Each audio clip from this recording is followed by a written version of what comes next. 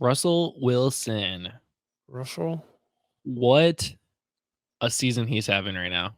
Did not start off great with Sean Payton. We all thought he was going to be pretty trash this year. But if you look at the rest of his schedule and how well he has been doing, he's got a cake schedule, like for the rest of the season.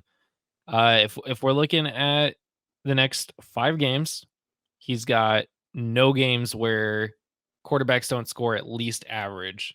Um, they score at minimum average. That's the New England game. Surprisingly enough, that's his hardest game on his schedule. But Chargers twice, Detroit once, Houston once. All of these teams are allowing more average points to the quarterback position, and that's what you want to see heading into the rest of the year. Yes, the rest of season ranking is 18th, but honestly, if you really look at everything, he's probably got the best rest of season schedule for the quarterback position. I would be buying him. Not for a lot. He's not going to be in the league forever, but I would definitely be looking into buying him if you're struggling at the quarterback position.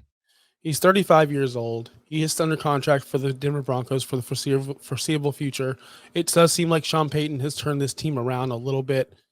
When I say a little bit, against Miami week 3, obviously they gave up 70 points, and since then they've been the hottest team in football. That's just not even the only problem with Russell Wilson. He hasn't thrown for over 200 yards, but once week 11 against Minnesota. Other than that, he's been at that 196. Sometimes he's at 114, 134. But he's been super efficient. His accuracy, his completion percentage has been on fire. Except for last week, it was only 59.1. But other than that, it's been above 65% or better.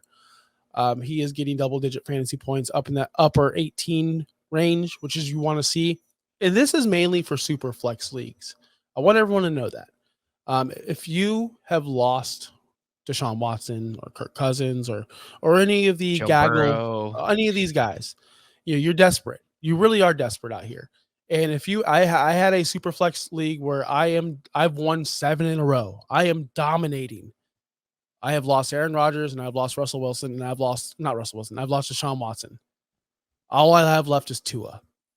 I had Russell Wilson in the preseason. I traded him. I'm trying to get him back because that's the kind of guy who's going to win me a championship. And I know I can get him cheap because of his age and because the guy who has him is obviously bad.